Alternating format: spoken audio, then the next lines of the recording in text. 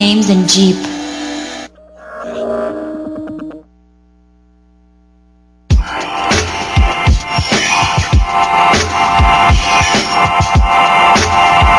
Stay tuned. The Screensavers next. Coming up tonight, forget Kazaa. Kevin has a new underground download site. You're going to find out all about it. Plus, find out what it takes to stop a speeding bullet. And how are these week's tech bargains? We've got the real deal, folks. It's live from the Tech TV studios in San Francisco. It's the Screensavers. Woo!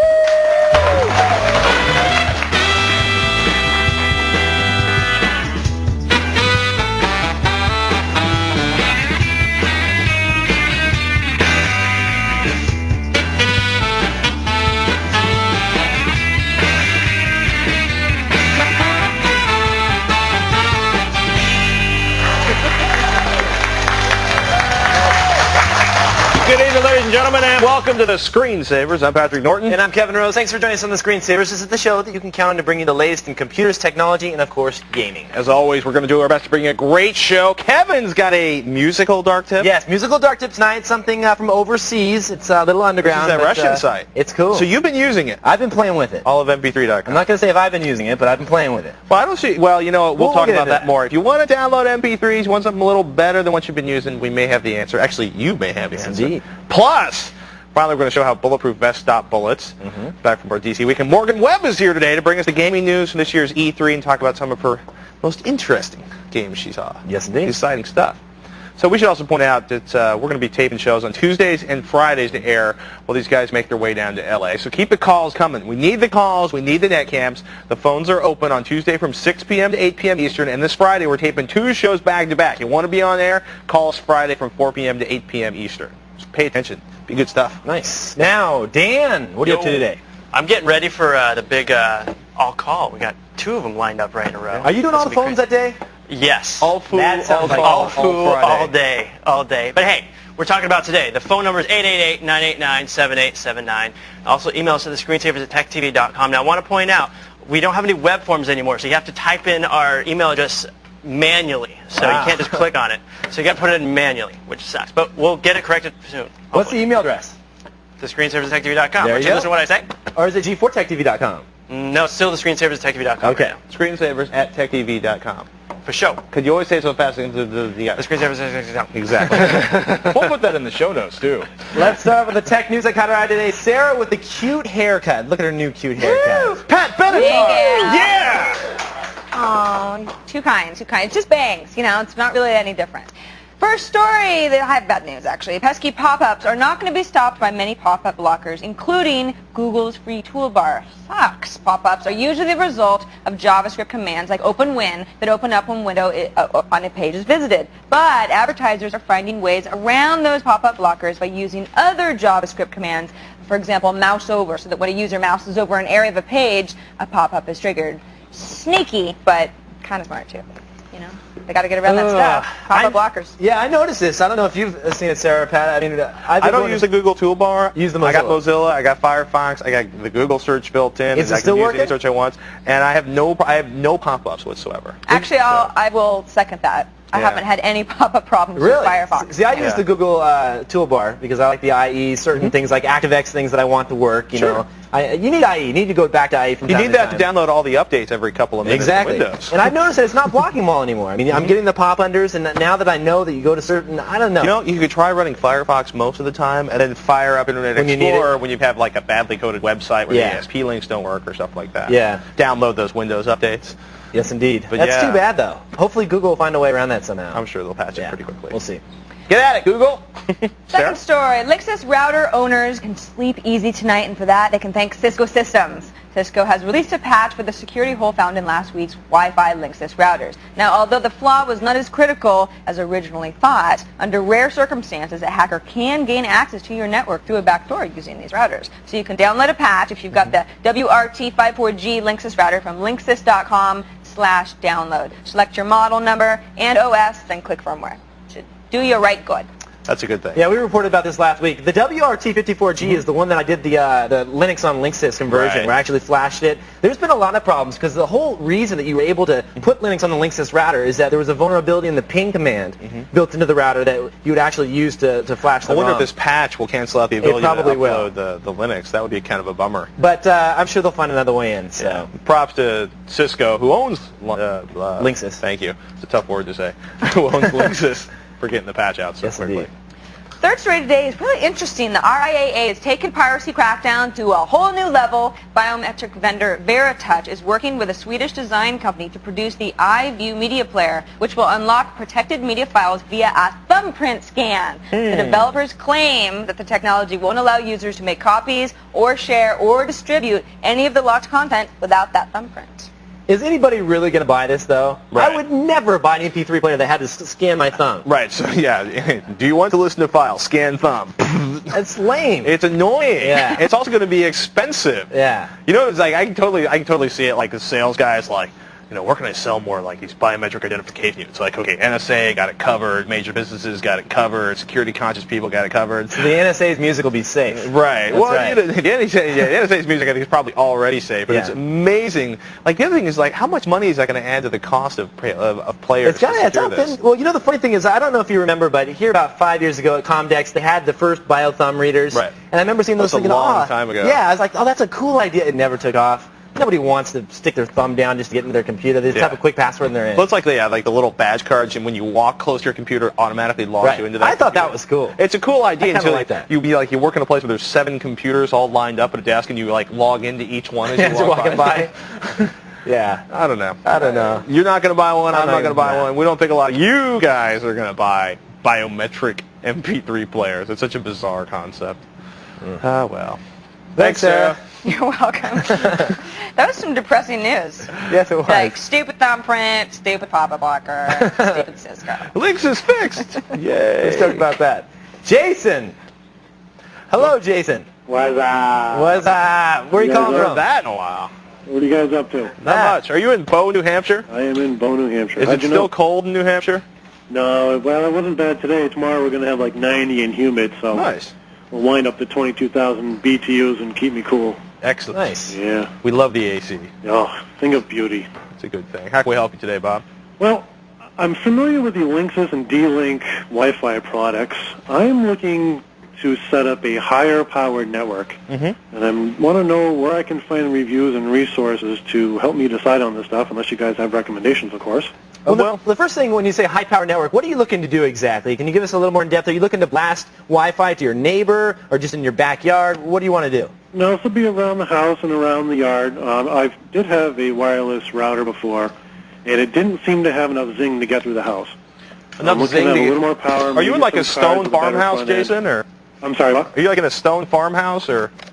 No, actually, my house is a concrete construction, so all the Okay. rebar and whatnot. Ooh. So you live in a Faraday cage, is what you're telling us. Yeah. More or less, yeah. Okay. One of the things you want to think about is when this is like a little Buffalo. We've seen the Linksys. One of the things you want to think about is don't think about boosting the power on this. It tends to be a very dirty solution and not a very good one. What you probably want to do is figure out a router you can put an external antenna on. The other thing you can do is you can actually use like little tiny routers as repeaters and put like one on one corner of your house and one on the other corner of your house, or you could put a repeater or like another router. Like if you've got like a huge house, you put one at one side, you put an external antenna, or remember that little? Did you see the 10-cent antenna I did? Yep. Looks Yep, sure did. ridiculous. Boosts like 11 dB. I actually double the amount of signal Now- I get in the far corner of my house. You love tweaking out these Wi-Fi. Is it anything that he should consider, like maybe going to an 802.11a or something like that because of the longer wavelength? It can Well, go through walls? 802.11a is actually a shorter wavelength. It's 5 5 gigahertz, right? Right. So That's the higher the number the goes, shorter it is. shorter the And wavelength. meaning it can go through more penetration. Actually, that means the less likely it is to penetrate. When you're talking about long-distance communications, it's usually longer. I don't know. This is the way I was taught. It's like the 5 gigahertz shouldn't penetrate as well as the shorter wavelength. So you're telling me A does not penetrate as well as G or B? Well, it's not supposed to, but in some tests we've had it do better. We haven't seen a whole lot of the A stuff. You could try it. I don't think it's going to do a better job. I think you're better off trying to find. What you want to do is find some of the antennas with some of the base stations with the removable antennas, Jason, and then you want to find somebody who's got a nice 12 dBi, 18 dBi, because you're probably not in a real crowded neighborhood, right? No, it's pretty rural out here. So what you want to do is basically get a nice external antenna that's got a fair amount of boost on it, like this critter that I'm holding here, Yep. and use the external. You'll need something called a pigtail. I don't know if you can see this up on here, but basically a pigtail is going to be adapted between the back of your box, the antenna output on the back of your box, Yep. and a regular cable connector, an end-style cable connector. Yep. I'd probably try using an external antenna, because when you start boosting the power, there's a lot of these base stations use the same chipsets. There's not going to be much of a power difference. And two, the difference between like 100 milliwatts and 200 milliwatts is nice, but the difference between a 3 dB antenna and like a 12 dB antenna that's directional is huge.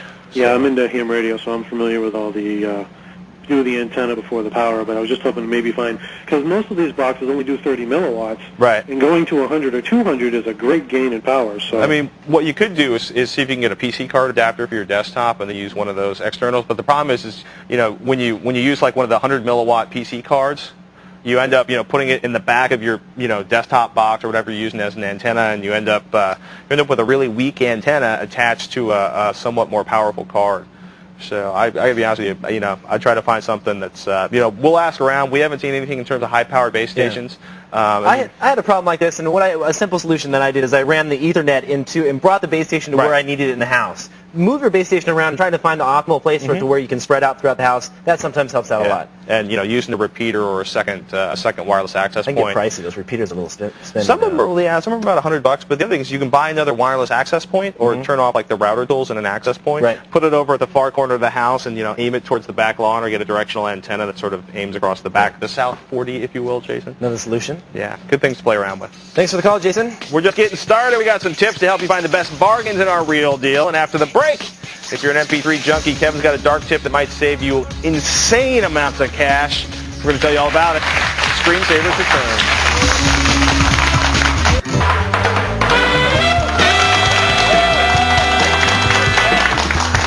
Welcome back. It is time for another dark tip. You may remember a few weeks ago, we had a viewer email and asked us about a music download service. It was actually a Russian music download service. Now, you and I were both... MP3.com. And the first time we heard it, we were just like, I don't know. Yeah, remember like we were... Russian download service, credit card fraud, But the second we said that, I got a ton of emails from all different kinds of viewers saying... People are actually using it. They use it. They love it. And I gave it a try, and I had to tell you, I was pretty blown away myself. This is actually a not-so-dark tip. Looks dark, but it's actually kind of shiny. shiny. It might be dark. We'll talk about that. Let me show you what I'm talking about. This is called allofmp3.com. It's actually a website you go to. First time you go there, you're going to notice one thing. It's all in Russian. So you have to click on the English mode. It's in the upper left-hand corner. Unless you can speak Russian. Unless you can speak Russian, then you're good to go. But let's take a look at it here. First of all, you'll notice on the right-hand side here, let's look at all the different artists they have here. Over 4,000 different artists, close to 5,000 different artists to choose from. I've never seen Black Flag albums available for download anywhere online. And this place actually has Damage, which is like one of the classic albums. They do. They have a lot of hard-to-find albums that I found on here. Let's just click on, here's one I clicked on, Pink Floyd. So it takes you to the Pink Floyd site here, and it tells you who they are, the style of rock they offer, standard music download service. And then here's all the different albums that we have to choose from. So I'm going to choose The Wall here, and it's going to take us inside of The Wall and allow us to select individual tracks that we want to download or the entire album. So here's the album here. I'll scroll down, and here's all the tracks. So I'm going to scroll down to the bottom here, and we'll choose, let's select all songs, and then click Order Selected Songs. Now, I already have an account that I funded via PayPal. I put $50 in the account, and then take a look at here. It allows you to choose the audio format in which you want to download. So here's lossless encoding, MP3, Windows Media, Ogg Vorbis, the AAC, which is MPEG-4, and another one here. We're going to click on the MP4 here, which is the AAC, and we're going to choose low quality, 128-bit AACs. I'm fine with that. We'll select that option there. And then at the bottom, it calculates exactly how much it's going to cost you to download these entire 2 albums, because this is a 2-disc set. Right. If you take a look here, it's going to say it's 76 megabytes worth of music that you're downloading. It's going to cost you 76 cents to download both albums. So it's like a penny a megabyte. A penny per megabyte of transfer. So you can actually go for a higher quality and the price will go up. Let me show you. I'm going to switch to the advanced mode here. And you can choose so many different things here, like whether you want it to be constant bit rate or variable bit rate. Here, let's go to the... Let's do lossless, different ones they have here. I'm going to click on the lossless tab up here. And lossless, of course, is not, well, it's compressing it, but it's not, you're not losing any of the information. So we've got FLAC up there. Yeah, let's choose FLAC here, and we'll see that now it's a 534 megabyte download, and it's going to cost you $10. Still cheap. Still cheap. For 2 CDs, that's really cheap. Now, the only problem here is that this is completely legal in Russia. Now, it says inside, Right. it says in the terms and conditions, it says that you should check with, I don't understand all It's really the funny. legalese If you that go to there the is in here. home page, it's actually like a legal questions Yes. button in the upper right-hand And it corner. tells you all about the different statutes and the different Yeah. areas of code that they're citing, whether this is legal and you can It's download. definitely legal in Russia. We know that much. We know that for sure. We So know if you they live in want Russia, yeah. download away. If you speak English, they obviously want you to be a customer Right. because they made an entire English version of the website. They did, and a very nice one at that. But the thing is that there's so many different albums here. It's a penny per megabyte, which is insane. So Which that is for cheap as $50, it's I ever get gonna be. 5 gigs of transfer. Which is, that's even cheaper than Walmart I at know. 88 cents a song. That's did, nuts. did you call the RIAA to ask their I did opinion not. on I this? haven't placed a call with them yet, although I should do that to find out what's the deal on What the their service. opinion on it is? You know, I went to the RIA's website because I figured, they might have some kind of bulletin Right. out or listing exactly which are legit and which are actually services that you have to be, aware of. They didn't have anything posted on here. I was a little scared, a little sketchy about putting in the credit card number, so I used PayPal to pay for it because they offer PayPal as well. There's also some options like, is it Citibank that does a Citibank, one-use card? One use card. They'll generate a number for you if you have a Citibank account. You get a credit card number, and you can plug that in. It's only good for the one transaction. I recommend this for anybody, any type of site that you're Right. you're unsure of where it's coming from and whether or not you're going to get ripped off. This way, they just don't keep charging it Right. over and over again. There's also another one-time use cards that they use for kids. I can't remember the names of them, like Go Visa or something like that, where you can. It's a disposable Visa card that you fund with through your Could be bank account. or something. or do you think you're dealing with dark people? Yes, Tip? that should be another dark tip. But all the lyrics available online, tons of albums, definitely worth checking out. Is it completely legal? We got to look into that more. But I thought since this is such a hot topic right now, we want to let you know about it. You can check out the service yourself. You have to visit allofmp3.com. Good stuff. Yes, indeed. I just got to figure out, well, you know what? How are they going to tell you're even downloading? Still to come, Kevin finds out what it takes to save lives with some amazing bullet-stopping technology. And up next, get some great bargain hunting tips. It's the real deal. We're going to tell you all about how to shop when the Screensavers continue.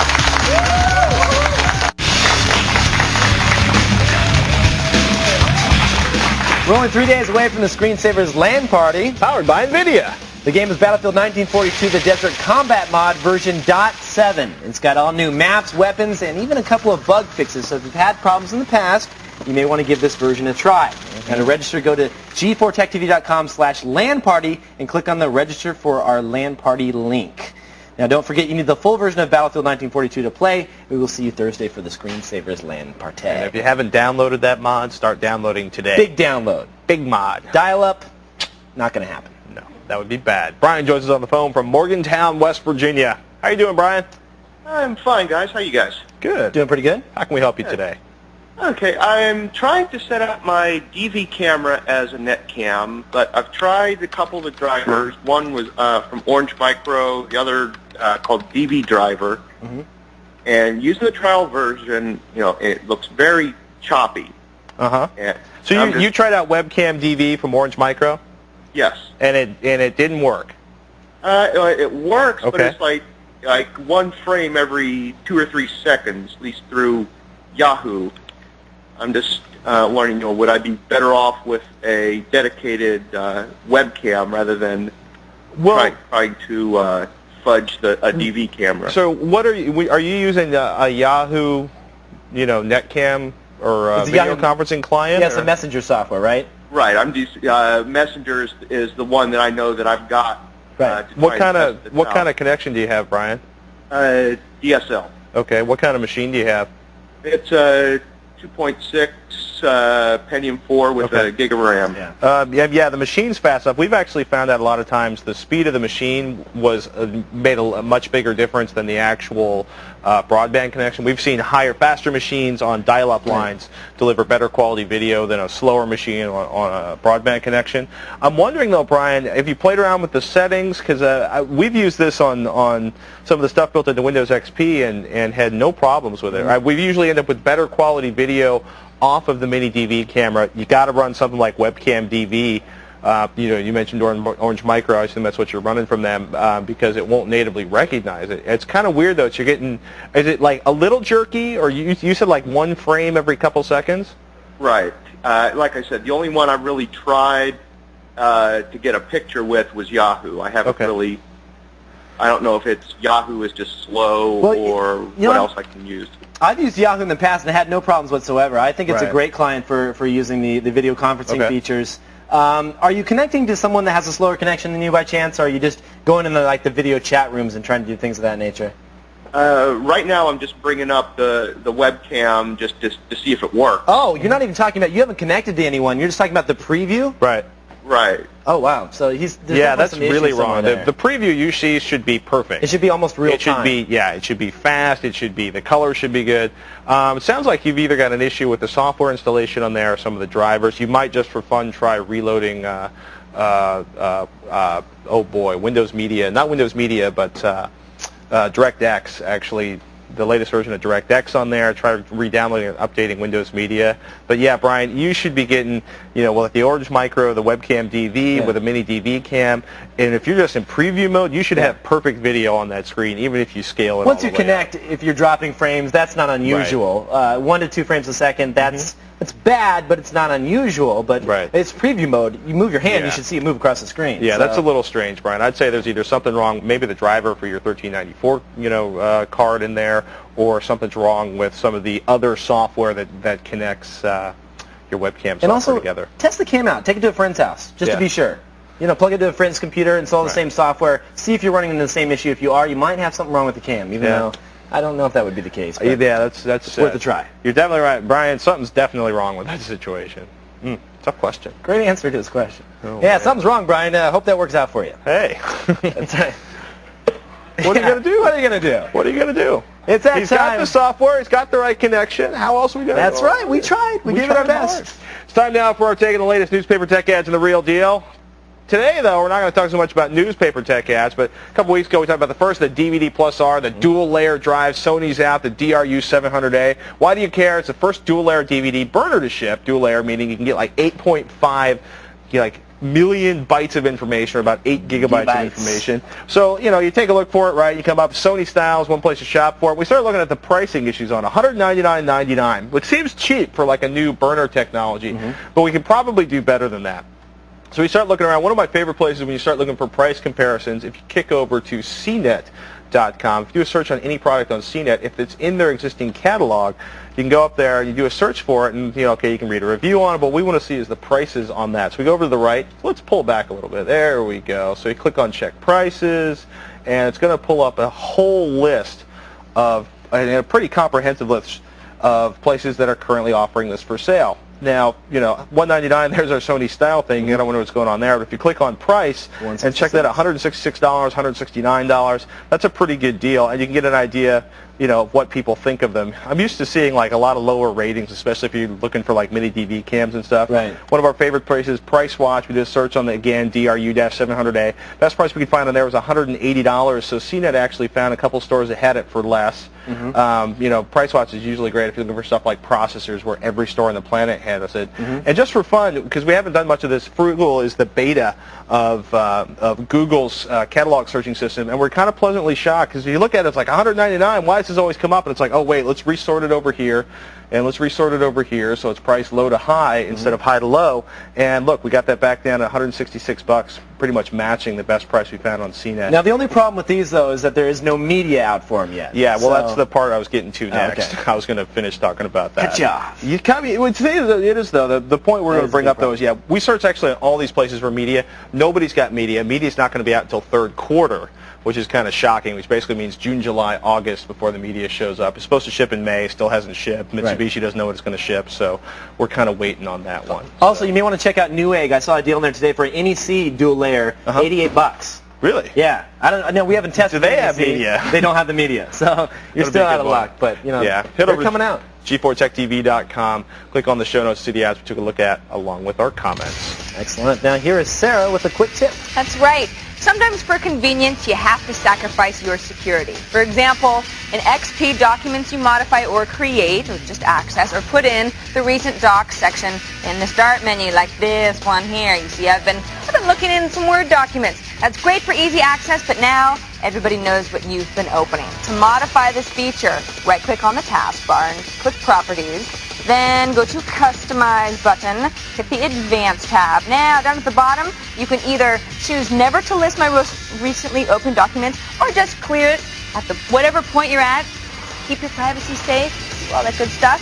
Easy as, 4 clicks. Easiest foresight. Now don't go anywhere because X-Play's Morgan Webb is going to be here to talk games with Patrick. I love having her around. And after the break, find out what makes this material so strong it can stop a speeding bullet. That's all when the Screensavers continue.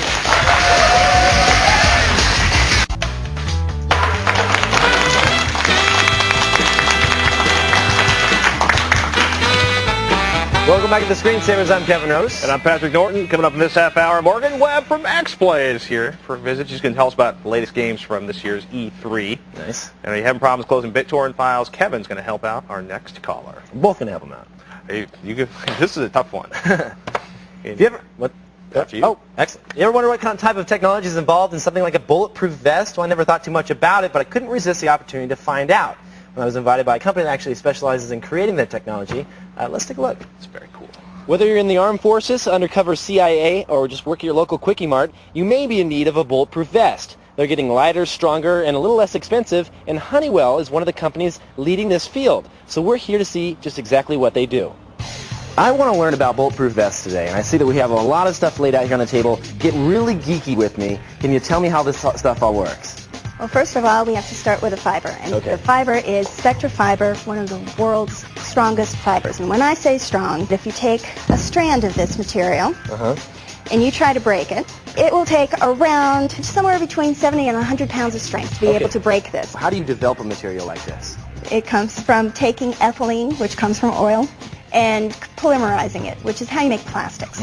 Well, the key around this material is that it is ultra-high molecular weight, which means that the chain is very, very long.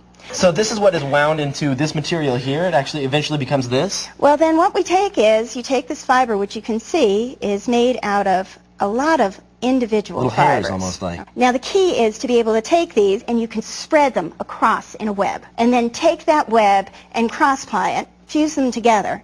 Then you can make this material, which we call Spectra Shield. Now, is this what actually goes inside the bulletproof vest then? Yes, but I'm going to correct you. You can't call anything completely bulletproof. Okay. But certainly bullet resistant. How many layers do you have in a plate that typically goes in one of the larger plates that's fixed to the chest? Well, this one is 37 layers, which is equivalent to this. But this plate is made out of a ceramic face to break up the armor-piercing round. But the key is to have the Spectra Shield in the backing so that it disperses the energy. Tell me what this can protect against. Well, for typical soft armor, what you're looking at is giving you protection against handgun ammunition, such as we have the 9mm 357 Magnum here and 44 Magnum. The purpose of the test is to exploit any weakness that the armor may have. Tell me about some military applications for your product. The largest application we're in currently is the SAPI plate program used by the U.S. military, both the Army and the Marine Corps. And now vests in the soft form are used to stop pistol rounds or high-velocity pistol rounds, whereas plates are needed to stop high-velocity rifle rounds. Gotcha. So that's really the main difference.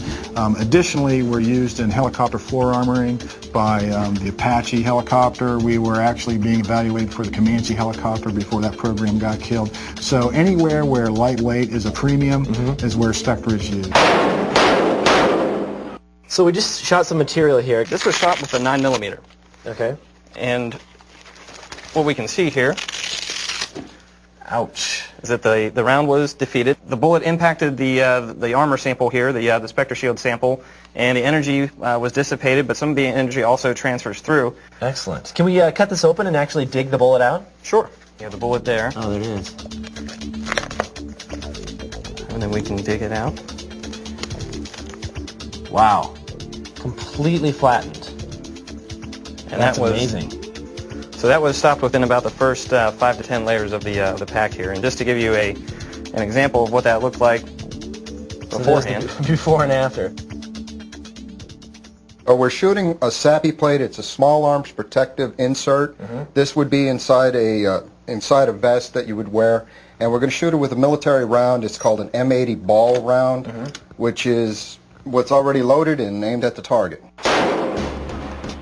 And now we'll go see what kind of damage it did. Let's do it. So this is rated for this type of round, so there's no way that this is going to penetrate the plate whatsoever. That's the theory, yes. We're hoping. And all it did was leave a little dent. Wow. Can we take a look at how it impacted the clay? Now the clay, all you have is a little dent. It still looks like it would hurt, though. It would hurt, yes. You'd probably be laying down after you get shot, but at least you could stand back up again. Wow, that's amazing. Very cool. Pretty crazy. We actually have one of the rounds right here. This is the 9mm that we shot at the vest. You can see how much flattened it out as compared to the full-size round. Now, this is not, just to let you know, when you get hit with something like this, right. It's not like you just fall down and get back up again. Yeah. It's like getting kicked in the chest I've by heard it's like taking a baseball bat. Yeah, horse kick, baseball bat. And it can break ribs, but you know what? When it hits you, it saves your I'll life. take a broken rib over a big giant hole where my chest I hear used to be. I hear you. There we are. That's cool stuff. Our next caller is having trouble closing out BitTorrent files. We're going to see if we can help him out. But up next, X-Play's Morgan Webb is here. She's going to give us a scoop on some of her fave games from E3 when the Screensavers continues.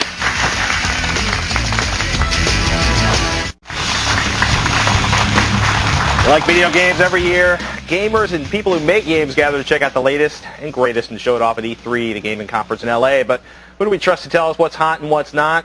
X-Play's Morgan Webb is always going to have the best scoop on what we should be playing in the future, and she's brought some of the some examples of the big games. Welcome back, Morgan. Thank you so much. You excited? Was it good? How was E3? E3 is exhausting. It's like everyone is trying to have speaker competition, so they're turning up their speakers as loud as possible. It's like the only thing louder than that is if it's like the car stereo show somewhere. And everyone's lined up to play these games. Once you actually get your hands on them, it's really amazing. Like, but there'll be like 40 people in line. You usually have to wait a little bit. Because you guys had a big banner of yours, like you and Adam outside the convention center. Did that make it easier to get to the front of the line? Did you get to cut? We get to cut a little bit. We usually get to take a look at the games behind the scenes, so we really get a good impression of like what they're about. Jade Empire, the biggest game? Jade Empire. This is from BioWare. It's the same people that made Knights of the Old Republic, and they can do so much with games now that you can it's another one of the games where what the decisions you make in the beginning, of course, affect the outcome of the game, who you are. But this time it's martial arts, and you can switch martial arts styles in the middle, and you can use weapons. Is this a massively multiplayer game, no, or is this an RPG? You're going to play it on your Xbox. It's an RPG. It's very similar to the Knights of the Old Republic, but this time Hong Kong style. And the whole time you're trying to get revenge. Sweet revenge always is on great your father, for so many your games. sister, your cousin, the well, ghost. someone hurt your family, and you have to get even. And 40 hours later, I'm sure you will. Speaking of 40 hours later, Legend of Zelda is back. Legend of Zelda. What's up with that? Last year, Wind Waker. It was very cutesy and very cel-shaded.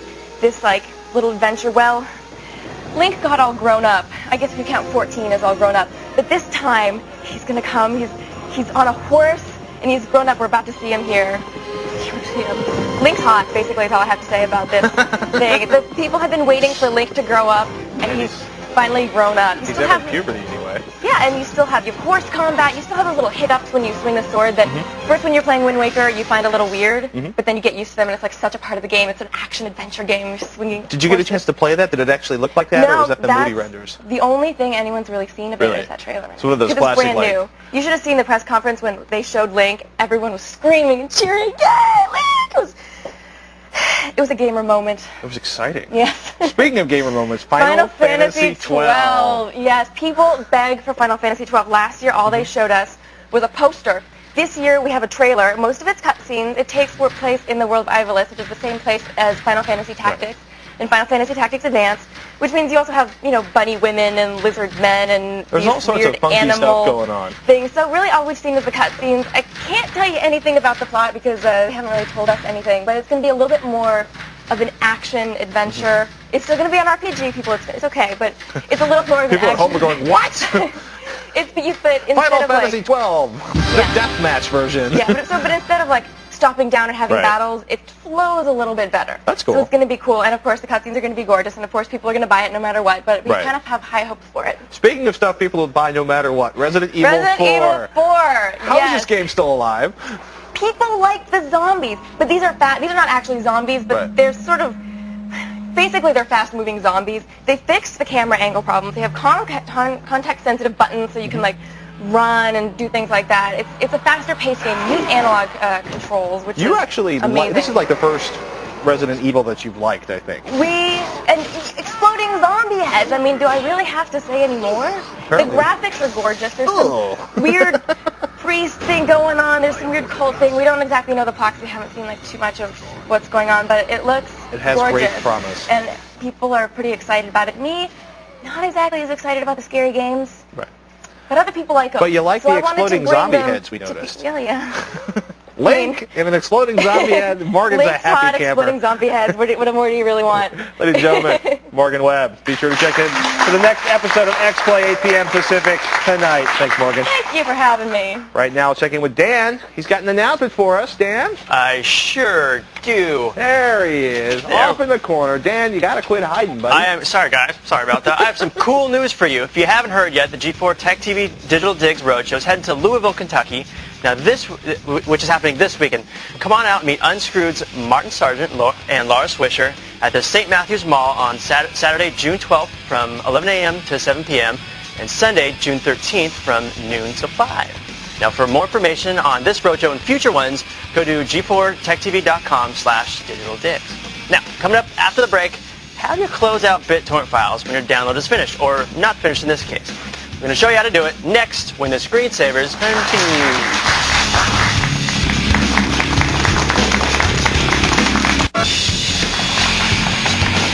Be sure to catch tomorrow's show. We're going to showcase an amazing home theater PC made of a wood acrylic case, and we're going to show you a free spam filter to help you conquer spam once and for all. Plus, you need help buying the right digital camera? Well, we're going to help you understand the differences between 8, 4, and 2 megapixel cameras. It's all coming up on tomorrow's edition of the Screensavers. Excellent. Now, John joins us on the phone from Chicago, Illinois. Hey, John. Hey, how's it going, Kevin? Good. Pat, everybody? Excellent. How can we help you tonight, John? Well, I've been a big fan of the BitTorrents and everything since Kevin showed them back on, and I used it to download all the videos from The Broken. Oh, thank you. Oh, very cool. And I was just downloading some game stuff the other day, and it was going extremely slow, so I decided to cancel. And now I got 2 little things on my desktop from the files I was downloading, and I can't delete them. Okay. So you want to explain what BitTorrent is for those everybody who else in the know? Let's do it. BitTorrent is an application that you install, and it's basically a companion to Internet Explorer or any type of browser that you have. And what you do is you click on .torrent files. They'll be available on the web, and it allows you to pull information from multiple sources on the web. So if you're downloading a Red Hat ISO, let's say Red Hat just put out the latest version of Linux, everyone's hitting the servers at the same time, so it slows down the servers, but you want to get it faster. You load up BitTorrent, and you click on the torrent file, and it will pull from the people that are also downloading it. So you're sharing the resources, you're splitting it up, and it allows, in theory, to speed up your downloads and to actually take bandwidth away from the server. I used it for The Broken because when I sent out the announcement, there were so many people trying to download at once that it would drop my servers. It would just take them offline. So what I did is I put it on BitTorrent. That way, people could all share at the same time. I actually had like 3,000 or 4,000 people downloading it at a single time, all sharing with each other. Now, what you did, John, is you were trying to download something and you canceled the download. The cool thing about BitTorrent is it saves the information so that if you decide to resume later on, you can just click on the link and it'll take over where it left off. But you're saying that what type of error are you getting when you try to delete? Is it saying like files in use or something like that? Yeah, it says error deleting file or folder. It's being used by another person or program. Close any programs that might be you might be using the file and try again. That's annoying. Another cool thing about BitTorrent, though, is that when you do close the BitTorrent window, in theory, it's supposed to stop the transfer. It stops all the P2P sharing, and that's so it. It's not a situation where, like, every time John restarts his computer, other people are logging in and trying to look at that or use that file. Exactly. Although I have heard, now, John, you'll have to tell me where you download this, because I have heard that, BitTorrent is open source, and there have been people that actually have taken this code, modified it, put in certain different back-end engines and actually re-released it. I've heard of adware and spyware and all kinds of nasty things being bundled, so it's very important that you download it from the actual BitTorrent author. Did you pull it from the BitTorrent author? Oh, yeah, I did. Okay, now as far as deleting it, have you tried going into safe mode? No. Okay, you can, one way I would definitely recommend is going to safe mode with command prompt. You do that, you running Windows XP?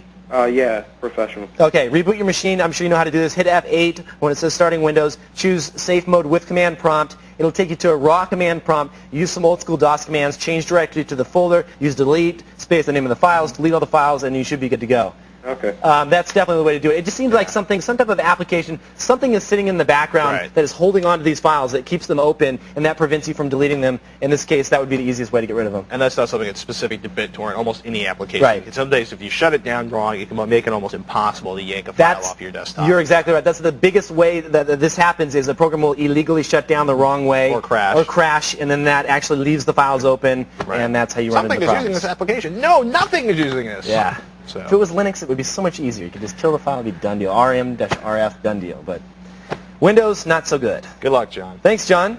Now, here is Leo with another quick tip. Leo?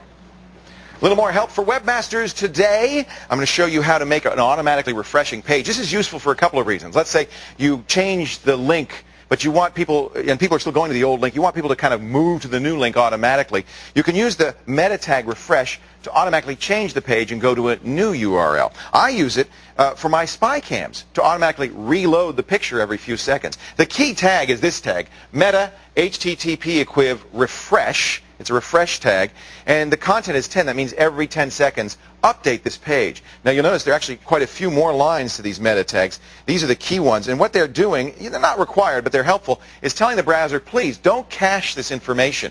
So I'm expiring the information. I'm saying it was last modified 0 seconds ago. I'm saying don't cache. I'm saying revalidate each time. These things will override browser settings. You know, sometimes people come to your site and say, hey, your picture never changes, because they've set their browser never to check to see, the cache to see if there's new content. By doing this, you'll invalidate the cache and say, browser, you check. There's a new picture. Every 10 seconds, whether you want it or not. If you want to refresh and go to a new site, you can actually add a command to go to a different URL. I use that one also when people go to the incorrect link on my site. It's all on the web page. We've got the details, thescreensavers.com. Refresh. It's so refreshing. Back to you guys. Thank you, Mr. Laporte. Now, stay where you are, because we're going to be checking our inbox. I'd like to print out, this is all the emails. We're going to be going through a lot of them when Screensavers continues. It's that time. Sarah, what's in the email bag? Well, the first one comes from Dan Purdy, not this Dan. He says, I burned an Apple 4.7 gigabyte DVD-R on a G4 using OS X. The file on it's a high-quality QuickTime movie, but I put in the DVD into my PC running XP, and now it can't read it. Is there a driver I can download to help solve my problem? I wonder if I can see the file. Well, most likely he's seeing the file. The problem is probably the codecs that are installed. You want to make sure that you have matching versions of QuickTime between platforms. Or to make sure you have QuickTime at all, because QuickTime isn't natively installed on most systems. You probably have to go to QuickTime, the Apple. Is it Apple.com? QuickTime.com. Or QuickTime.com? You can download it there as well. Make sure, first of all, make sure QuickTime is installed. The other thing you can do is right-click on the image of the DVD that shows up when you install it into My Computer and see whether or not it's actually seeing the files. Make sure it's associated with QuickTime. Also, make sure that you have all the latest and greatest codecs that are available. You can go into QuickTime and then choose on Update and make sure that you have all the packages installed that you might need that might be included with the Mac, and then it's compressed with the Mac and encoded with the Mac, and then you don't have it on the PC side. So. Is there any way you could have burned it in a way that it would have the Mac resource fork and data fork that the PC That could be as well. It could see the resource fork, so make sure there's two files there. Make sure you click on the right one. And make sure you burned it in the format the PC can read. Yes, indeed. That is it for this edition of Screensavers. I'm Kevin Rose. And I'm Patrick Norton. Thanks for joining us. We'd like to thank our guests, Morgan Webb, Lori Wagner, Tim Swinger, David Hurst, and Fred James from Honeywell Advanced Fibers and Composites. Cool stuff. See you next time. Have a good night.